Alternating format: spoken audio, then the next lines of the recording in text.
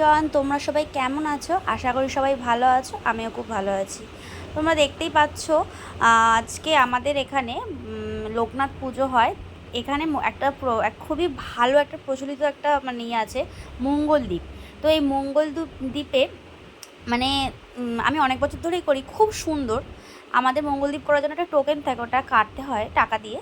তারপর বিকেলবেলা একটা টাইম দেওয়া হয়েছে, সেদিনকে মঙ্গলদ্বীপ ছিল, পরের দিন পুজো। সেদিনকে আমরা জল ঢালতে গেছিলাম সকালবেলা। ফোনটা ক্যারি করতে পারিনি, তার কারণ হচ্ছে স্নান ফান করবো, কোথায় রাখবো না রাখবো ফোন, এর জন্য ফোনটা সকালবেলা কোনো ক্লিপ নেওয়া হয়নি। তো বিকেলবেলা রেডি হয়ে চলে এসেছি তাড়াহুড়ো করে। এখন আমাদের হাতে মানে সমস্ত সরঞ্জাম দিয়ে দিয়েছে, দেখতেই পাচ্ছ সব কিছু দিয়ে। আমাদের ওই মানে চাকলা যে মেন লোকনাথ ঠাকুরের যে মন্দির, সেখানকার পুরোহিত এসেছিল, পণ্ডিতজি।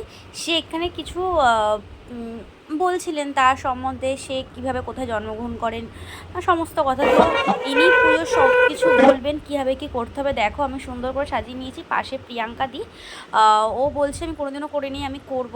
দিয়ে আমাদের পুজো সম্পন্ন হয়ে গেল। তারপরে ওই যে আমরা যে পুজো করেছি, সে মঙ্গলদ্বীপটা আমাদের জলে ভাসাতে হয়, এটাই হচ্ছে নিয়ম।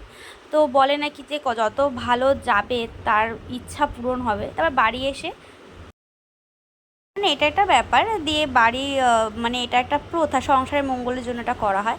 দিয়ে ওখানে নাচ হচ্ছিল, আজকে নাচ ছিল, সমস্ত একাডেমি থেকে নাচের যে প্রোগ্রামগুলো হয় সে দেখে।